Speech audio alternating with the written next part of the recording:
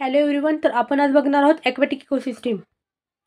तर ॲक्वॅटिक म्हणजे काय आहे? ॲक्वॅटिक म्हणजे काय? Water. Okay, related to the water. Aquatic म्हणजे वॉटर आहे. ओके, तर ॲक्वॅटिक इकोसिस्टीम जे आहे वॉटर बेस्ड एन्व्हायरमेंट आहे आणि लिव्हिंग ऑर्गॅनिझम काय करतात तिथे इंटरॅक्ट करतात. ओके, म्हणजे एन्व्हायरमेंटला काय करतात, एन्व्हायरमेंटची काय करतात, इंटरॅक्ट करतात. For example aquatic ecosystem. Aquatic इकोसिस्टीममध्ये 2 टाईप्स आहेत. तर फर्स्ट काय आहे? Fresh water ecosystem. Fresh water इकोसिस्टीममध्ये रिव्हर्स आहे, लेक्स आहे, पॉन्ड्स आहे, स्ट्रीम्स आहे, वेटलँड आहे. तर हे सारे फ्रेश वॉटर इकोसिस्टीममध्ये पार्ट आहे हा. ओके, तर फ्रेश वॉटर इकोसिस्टीममध्ये काय लो सॉल्ट कंटेंट आहे. ओके, तर हे तर खूपच इम्पॉर्टंट आहे. ओके, तर सॉल्ट कंटेंट म्हणजे सॉल्ट जे मीठ आहे तर मीठ कमी आहे कशामध्ये? फ्रेश वॉटर इकोसिस्टीममध्ये. आणि त्याच्यामध्ये फिशेस प्रेझेंट आहेत. ओके, फ्रेश वॉटर फिशेस आहेत. फॉर एक्झाम्पल ट्रॉट आहे आणि कॅटफिश आहे.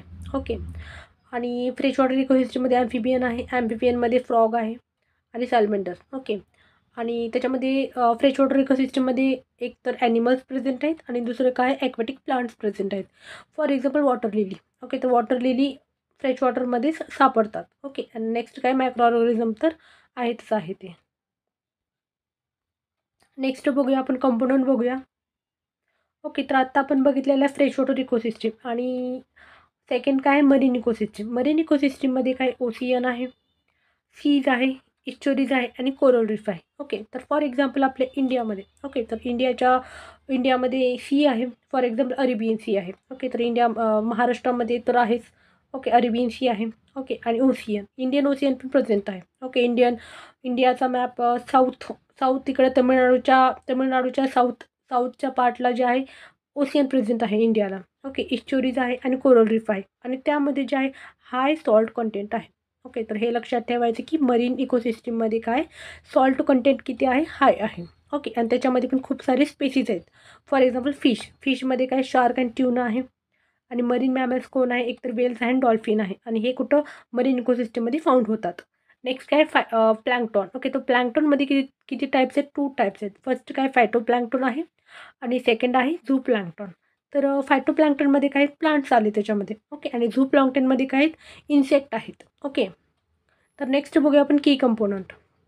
तर की कंपोनंटमध्ये फर्स्ट बघूया आपण प्रोड्युसर.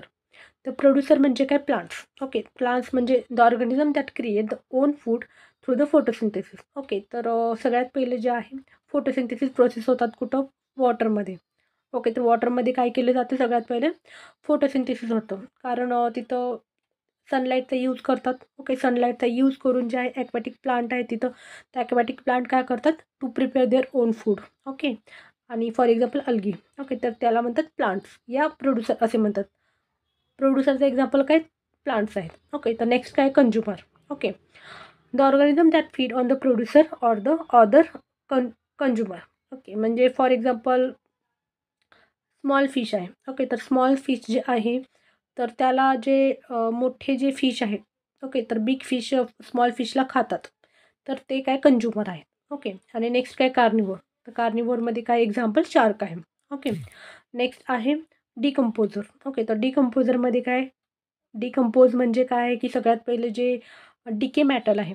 डिकेइंग मॅटर म्हणजे काय आहे की bacteria and fungi that break down the dead organism. For example वॉटरमध्ये. ओके, तर वॉटरमध्ये पण खूप सारे ॲनिमल्स फॉर एक्झाम्पल फिश वगैरे पण मरतात. खूप सारे ॲनिमल्स मरतात.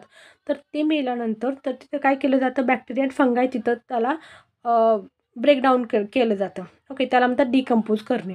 ओके, नेक्स्ट काय आहे? Abiotic factor. तर अबायोटिक फॅक्टर काय आहे? एक तर नॉन लिव्हिंग कंपोनंट आहे. ओके, तर लक्षात ठेवायचं अबायोटिक. बायोटिक म्हणजे काय? लिव्हिंग आहे. अबायोटिक म्हणजे नॉन लिव्हिंग. ओके, तर नॉन लिव्हिंगमध्ये काय? एक तर वॉटर आहे, टेम्परेचर आहे, सनलाईट एक आहे आणि डिझॉल्व ऑक्सिजन आहे and nutrient. These are example of abiotic factor आहेत. ओके, फॉर एक्झाम्पल हे इमेज बघूया आपण.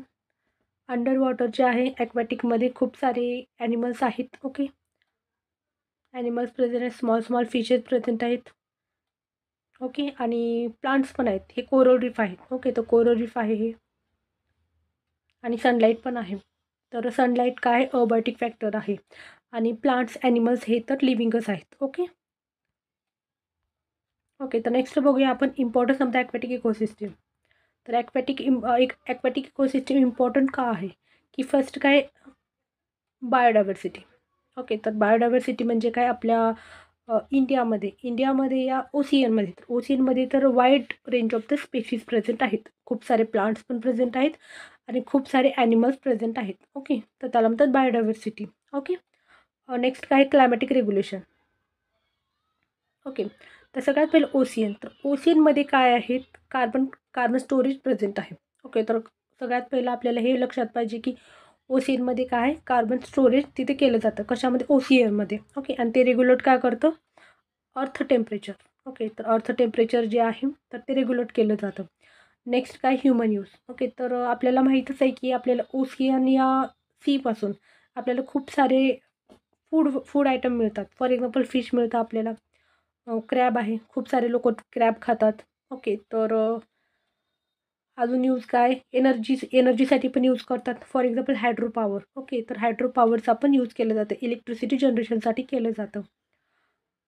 आणि फॉर एक्झाम्पल वॉटर स्पोर्ट पण यूज करतात. ओके, वॉटर स्पोर्ट खूप सारे ट्रॅव्हल लोक तिथे जातात आणि खूप सारे जे वॉटर स्पोर्ट्स वगैरे तिथे खेळतात पाण्यामध्ये.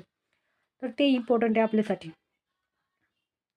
ओके, तर नेक्स्ट काय होत आहे की सगळ्यात पहिले ॲक्वॅटिक इकोसिस्टम जे आहे, तर आता काय होत आहे की पोल्युशन जास्त होत आहे.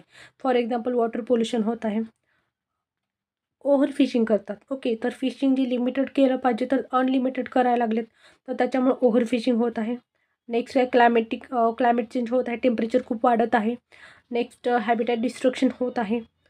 तर हे जे बायोडायव्हर्सिटी आहे त्या ॲक्वॅटिक इकोसिस्टमला काय केलं पाहिजे, आपण कन्झर्व केलं पाहिजे. So thank you. आपला टॉपिक कंप्लीट झालेला आहे.